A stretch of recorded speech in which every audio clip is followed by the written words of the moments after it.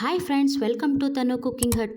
ನಾನಿವತ್ತು ತುಂಬ ಟೇಸ್ಟಿಯಾಗಿರೋ, ಮೇಲೆ ಕ್ರಿಸ್ಪಿ ಒಳಗೆ ಸಾಫ್ಟ್ ಆಗಿರೋ ಅವಲಕ್ಕಿ ವಡೆನ ಮಾಡೋದು ತೋರಿಸ್ತಿದ್ದೀನಿ. ನೋಡೋಣ ಬನ್ನಿ. ನಾನಿಲ್ಲಿ 1 ಬೌಲ್ ಅವಲಕ್ಕಿ ತಗೊಂಡಿದ್ದೀನಿ.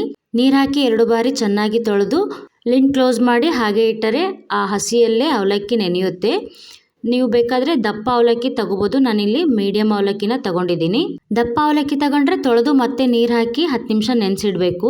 ನೋಡಿ, ಈಗ ತೊಳೆದಾಗಿದೆ. ಅವಲಕ್ಕಿ ತೊಳೆದ ನೀರಲ್ಲೇ ಅವಲಕ್ಕಿ ನೆನೆಯುತ್ತೆ, ಮತ್ತೆ ನೀರು ಹಾಕೋ ಅವಶ್ಯ ಇಲ್ಲ. ನೋಡಿ ಎಷ್ಟು ಚೆನ್ನಾಗಿ ಮೆತ್ತಗಾಗಿ ನೆಂದಿದೆ. ಈಗ ಮಸಾಲೆ ರುಬ್ಕೊಳ್ತಿದ್ದೀನಿ. ಮಿಕ್ಸಿ ಜಾರಿಗೆ 2 ಇಂಚು ಹಸಿ ಶುಂಠಿ, 4 ಹಸಿ ಮೆಣಸಿನಕಾಯಿ, 2 ಗಡ್ಡೆ ಬೆಳ್ಳುಳ್ಳಿ ಹಾಕಿ ಈಗ ತರಿಯಾಗಿ ರುಬ್ಕೊಳ್ತಿದ್ದೀನಿ. ನೋಡಿ, ಈ ಥರ ತರಿಯಾಗಿ ರುಬ್ಕೊಳ್ಬೇಕು. ಈಗ ಇದೇ ಮಿಕ್ಸಿ ಜಾರಿಗೆ ನೆನೆಸಿದ ಅವಲಕ್ಕಿ ಹಾಕಿ ತರಿಯಾಗಿ ರುಬ್ಕೊಳ್ಬೇಕು. ತುಂಬ ನೈಸಾಗಿ ರುಬ್ಕೊಳ್ಬಾರ್ದು.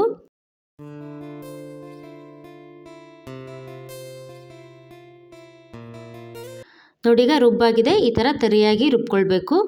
ಈಗ ಇದನ್ನು ಒಂದು ಮಿಕ್ಸಿಂಗ್ ಬೌಲ್ಗೆ ಹಾಕ್ಕೊಳ್ತಿದ್ದೀನಿ.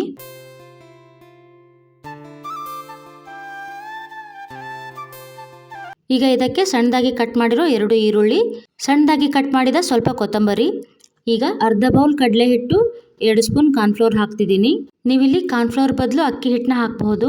ನಂತರ ರುಚಿಗೆ ತಕ್ಕಷ್ಟು ಉಪ್ಪು, 1/4 ಸ್ಪೂನ್ ಸೋಡಾ, ಅರ್ಧ ಸ್ಪೂನ್ ಜೀರಿಗೆ ಹಾಕಿ ಚೆನ್ನಾಗಿ ಮಿಕ್ಸ್ ಮಾಡ್ಕೊಳ್ಬೇಕು. ನೋಡಿ, ಈಗ ನಾನು ಚೆನ್ನಾಗಿ ಮಿಕ್ಸ್ ಮಾಡ್ಕೊಳ್ತಿದ್ದೀನಿ.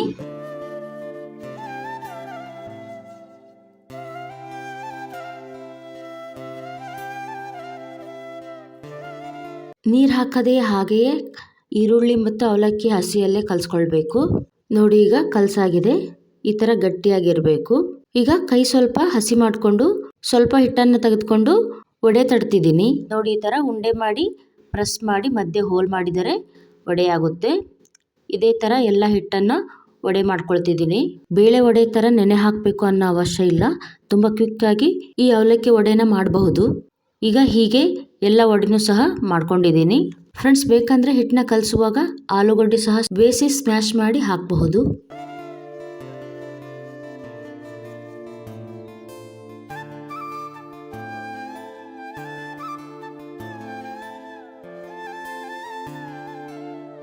ಈಗ ಎಲ್ಲ ವಡೆನೂ ತಟ್ಟಾಗಿದೆ. ಎಣ್ಣೆ ಕಾದಿದೆ.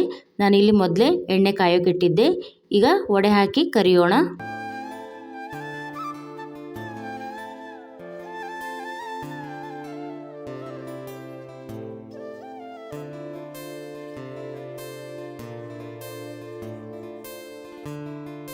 ಹಾಕಿದ ತಕ್ಷಣವೇ ಮೊಗಚಿ ಹಾಕಬಾರ್ದು. 2 ಸೆಕೆಂಡ್ ವೇಟ್ ಮಾಡಿ. ಸ್ವಲ್ಪ ಕರೆದ ನಂತರ ಎಲ್ಲ ವಡೆನೂ ಮೊಗಚಿ ಹಾಕ್ತಿದ್ದೀನಿ.